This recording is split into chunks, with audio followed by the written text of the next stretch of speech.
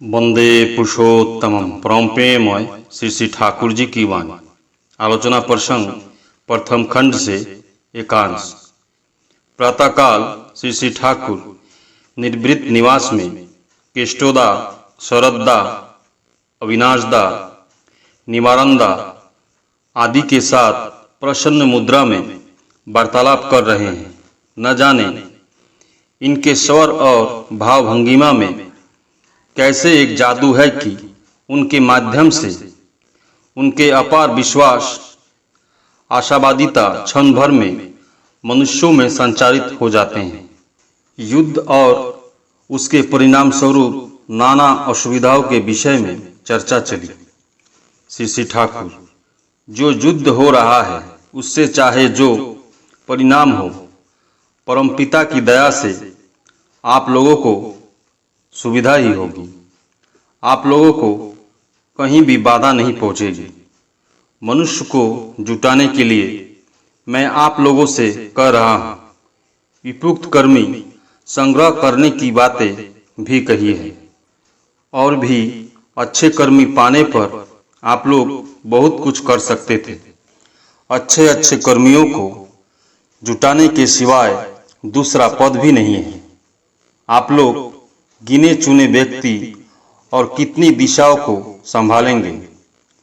जैसा दिन आ रहा है उसमें सारी दुनिया के लोगों का दूसरा कोई पथ नहीं रहेगा।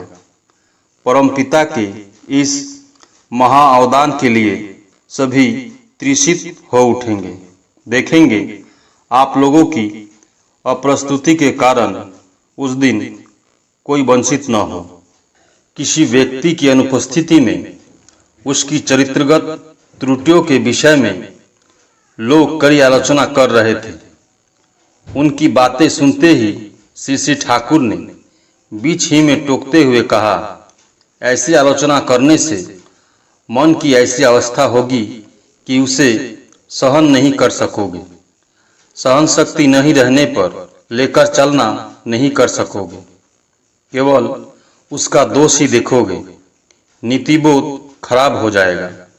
मैं जो कह रहा हूं उसका अर्थ यह नहीं लगाना कि मैंने तुम्हें उसके वास्तविक दोषों को सुधारने के लिए निषेध किया है। सुधार का कार्य चाहे जितना हो सके उतना करो। ऐसा नहीं करना क्या है, मानो उसके साथ शत्रुता करनी है। पर किसी के विषय में इस रूप में समालोचना करना या मनोभाव पोषण करना अच्छा नहीं है, जिससे उसके प्रति मन असंतुष्ट हो उठे, सहानुभूति लुप्त हो जाए। दोष से घृणा करो, किंतु दोषी से घृणा करने पर उसे नहीं सुधार सकोगे। जो दोषों में जर्जरित है उन्हें तुम लोगों का अधिक प्रेम चाहिए, क्योंकि उस प्रेम को पाकर वे तुमसे प्रेम करना जितना सीखेंगे, तुम्हारी श्रद्धा करना जितना सीखेंगे, उतना ही उनका कल्याण है। पर यह तभी संभव है यदि तुम लोग इष्टानुग आचरण से चलो। कलकत्ता से क्षेत्र में आई है। उसे देखते ही श्री श्री ठाकुर बहुत खुश हुए और सोल्लास हंसते हुए बोले, क्या री, कब आई? तुम्हारा स्वास्थ्य खूब अच्छा हो गया है। कितना बड़ा ट्यूमर था, देखे। बीच बीच में श्री श्री ठाकुर तंबाकू पी रहे हैं एवं प्रसन्न मुद्रा में सभी की ओर निहारते हुए उनके हृदय को प्लावित कर रहे हैं।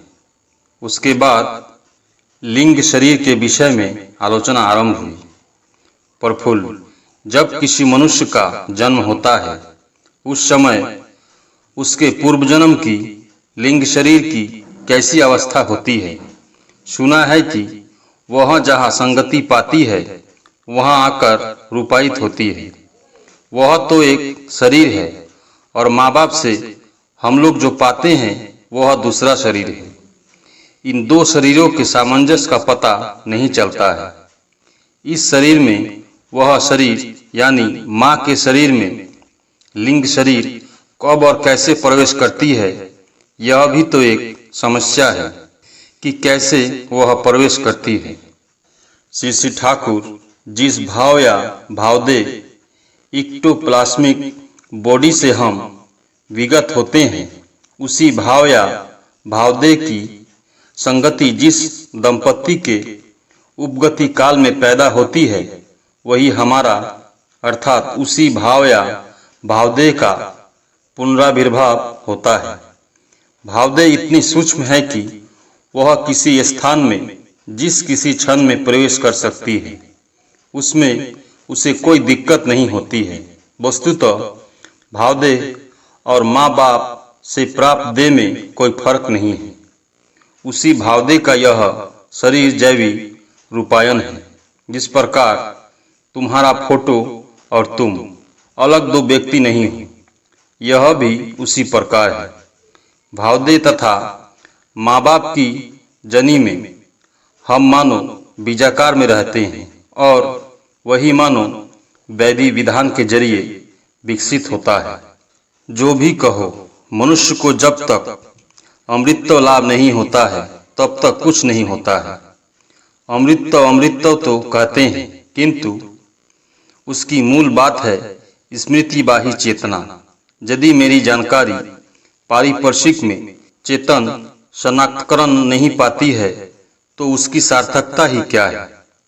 पर अकेले स्मृतिबाही चेतना होने में आनंद नहीं है। बहुतों को होती है, मगर वेदांत परस्पर होकर आनंद मनाया जा सकता है। किसी किसी जंतु को देखकर किसी मनुष्य की बात एवं किसी किसी मनुष्य को देखकर किसी किसी जंतु की बातें चट स्मरण हो पड़ती है। मैं सोचता हूँ, आखिर यह सब क्या है? मैं तो कोई पागल भी नहीं हूँ। शरदा ने भाग्य, देव इत्यादि के विषय में चर्चा की। श्री ठाकुर ने शब्दकोश में भाग्य का धातुगत अर्थ देखने कहा। देखने पर डी स्टेयर टू स्टैंड मिला। श्री ठाकुर, जिस पर या जो लेकर मेरी स्थिति, स्थान या ठहराव आधारित है, वही मेरे भाग का नियामक है। अर्थात मेरा जैसा भजन है वैसा भाग्य भी। मनुष्य के अनुराग और सेवा जिसे धरकर जिस पथ पर जैसे चलेंगे, उसका भाग्य भी वैसा बनेगा। दैव्य शब्द भी दिव्य धातु से आया है। उसका अर्थ है प्रकाश। मुझ में जैसा चरित्र, आचरण और बुद्धि प्रकाशित है, प्रकट और दीप्त है, विधि के विधान में पारिपार्श्विक के बीच मेरा कर्म भी वैसा होता है, व्यवहार भी वैसा होता है और प्राप्ति भी होती है वैसी ही। ऐसी सीधी बात को मनुष्य नहीं समझता है। बिना किए पाने की आशा से सब कुछ करता है और उसके लिए कितना विकृत मनोविज्ञान झाड़ता है। प्रोम्पेमय श्री ठाकुर। सभी गुरु भाई एवं माँ को जय गुरु।